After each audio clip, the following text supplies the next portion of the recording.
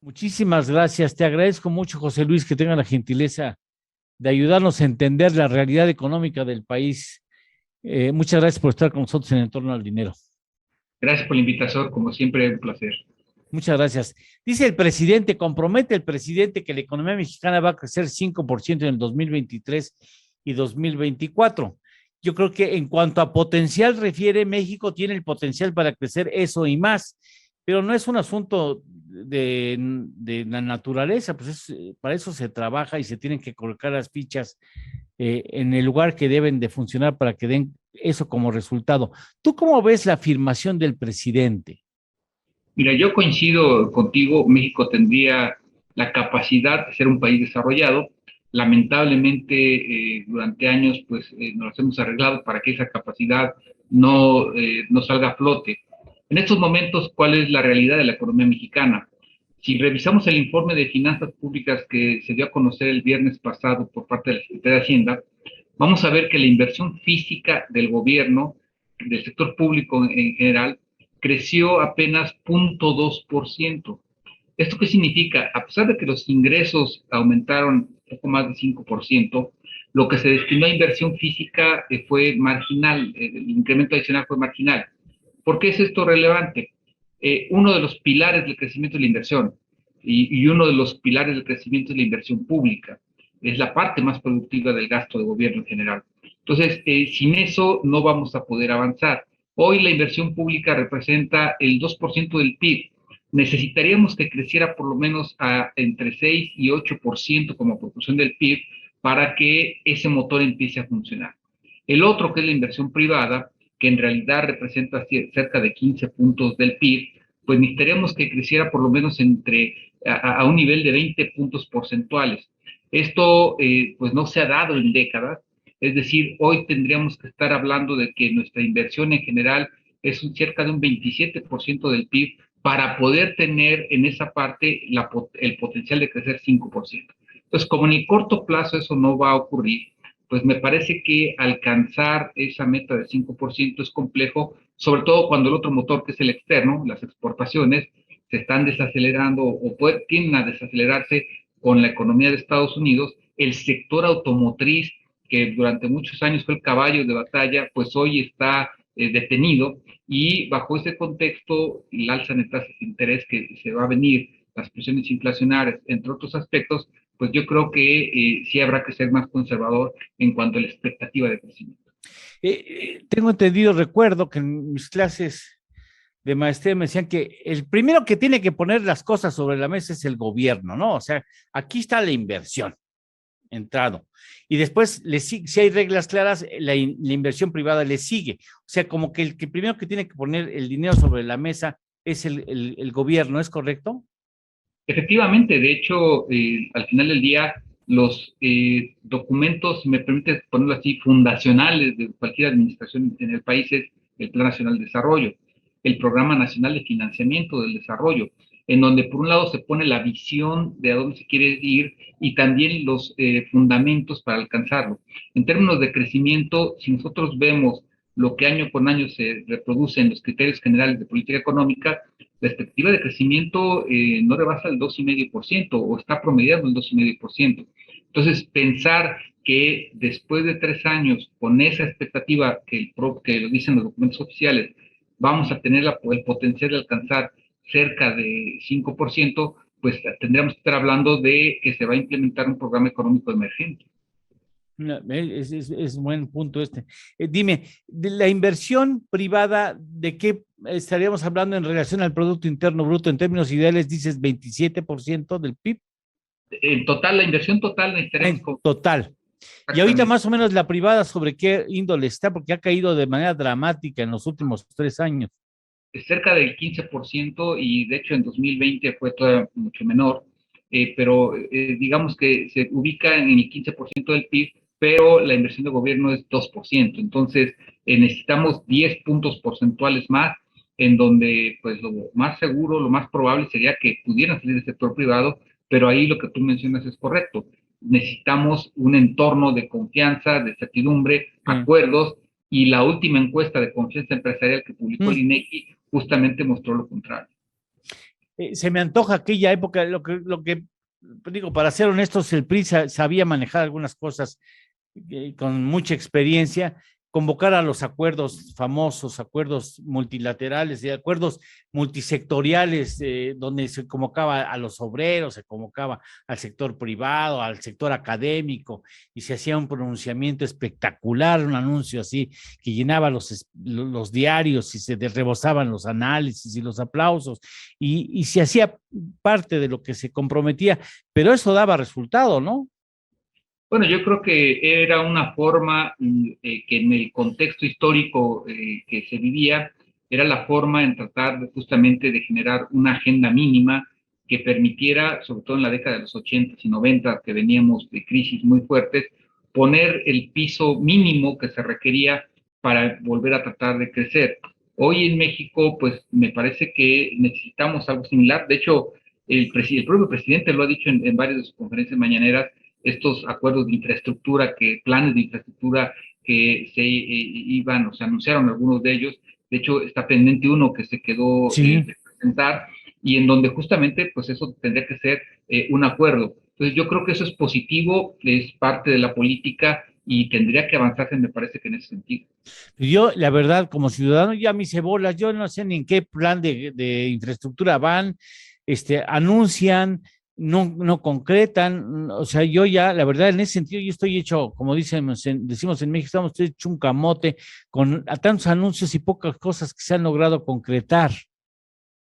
Bueno, ese también es un elemento que no juega a favor, ¿no? El hecho de que sí se tiene claridad en que se necesitan generar acuerdos y ya yo coincidiría en temas como la infraestructura, que yo creo que todos podemos consensar que por ahí es un pilar del desarrollo que necesita México.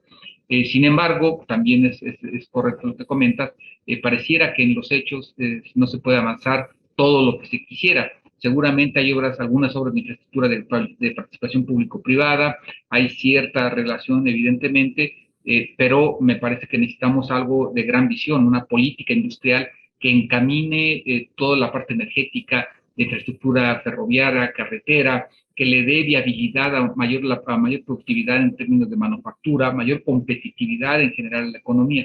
Yo creo que tendríamos que estar hablando de esa gran visión, de ese gran paraguas, para poder por ahí encaminar los esfuerzos. ¿Ves operadores para armar una cosa así? Mira, yo creo que eso es un elemento que probablemente sea prudente generar en la administración pública del presidente López Obrador. Al inicio lo tenía, nos acordamos del jefe de la oficina de la presidencia, Alfonso Romo, era parte de su función, Además, empresario. que tenía el vínculo y digamos que la sensibilidad de ese lado. En estos momentos pareciera que toda esa responsabilidad cae directamente sobre el Ejecutivo y yo considero que sería oportuno que se delegara esa función en alguien más para poder operarla en los prácticamente poco menos de 3 años que quedan en la actual administración.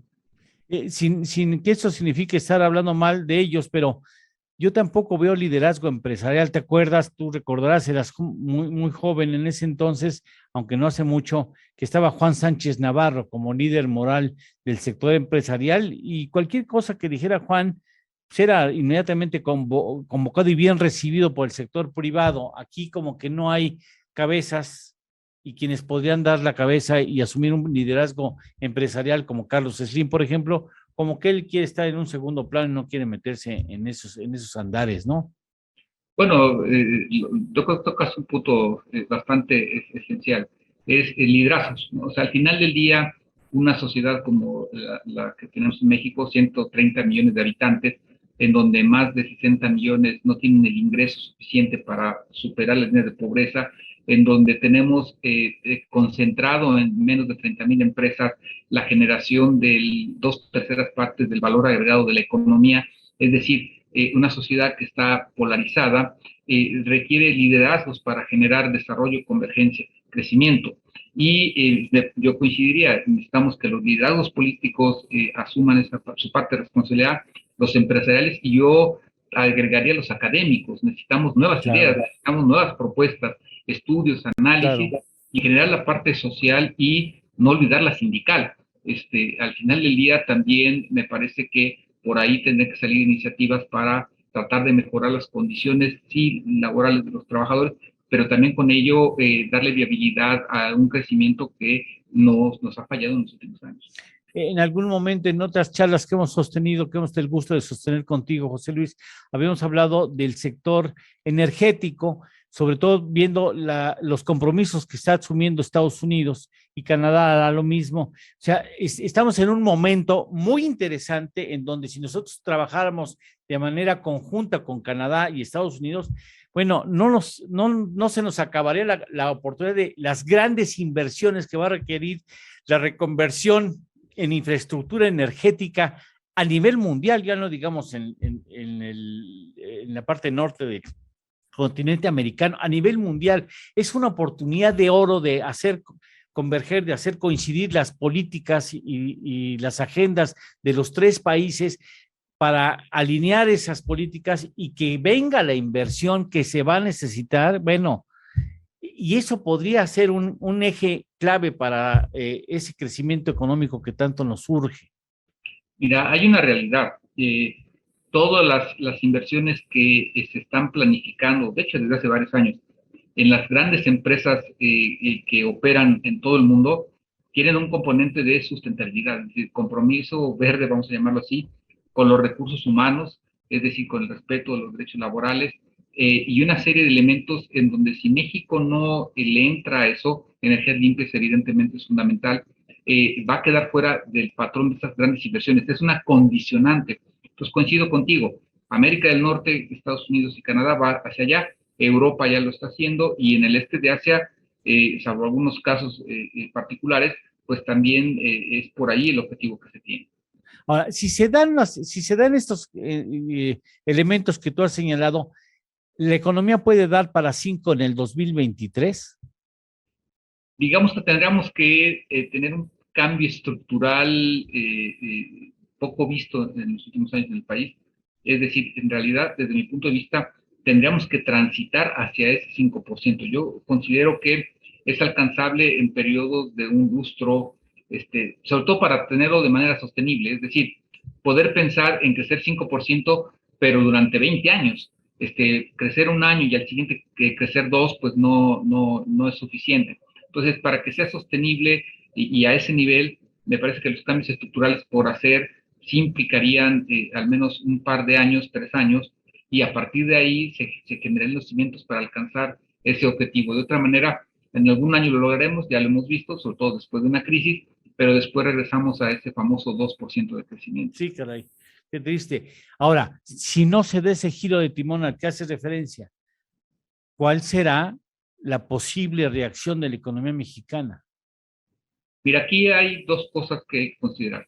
Uno, la realidad en el resto del mundo está avanzando, es decir, la economía digital, la industria 4.0, las energías limpias, toda la alta tecnología que está transformando y va a transformar más el sistema productivo, esa realidad avanza y no nos va a esperar. Para un país exportador como el nuestro, pues evidentemente no podemos darnos el lujo de no estar en esa sincronía. Y por otro lado está nuestro país de informalidad, de micronegocios, en donde hay poco valor agregado, aún el gasto de gobierno tiene poco valor agregado.